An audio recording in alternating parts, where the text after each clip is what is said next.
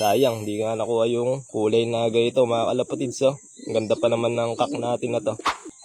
Ganito yung masarap ikinakarera mga kalapatids eh. Pasilip ko sa inyo para may idea kayo. Ito mga tropa. Ayan yung ganyang mga pakpak ng mga kalapati natin. Pagka inilipad nyo yan, hindi nagtitistis. Kumpara doon sa mga off-color na nagtitistis ng pakpak nila sa katagalan na inililipad.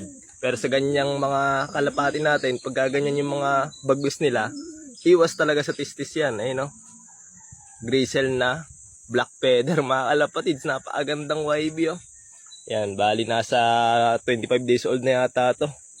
Anak na natin to Tiger Grizzle. Ayan May kapatid din to, pero white grizzle naman mga kalapatids. Yan siya Napakaganda. May mga ganito rin ba kayo mga kalapatids? May mga kaedad ba to sa inyo? Itong YB natin na to. Ayan. Ito naman yung kapatid niya. Papakita ko sa inyo. Pasok. Ito yung nice bait niya Ay, ano naman din pala. Itim din yung pakpak mga kalapatids Ayan, pero may pagka red grizzle siya. Ayan, yung inakay niya, kapatid niya mga kalapatids. Diba? Ayan, bali dalawang grizzle na naman to. Hindi nga nakuha yung pagka tiger grizzle ng ama nila. Ito yung tatay mga tropa.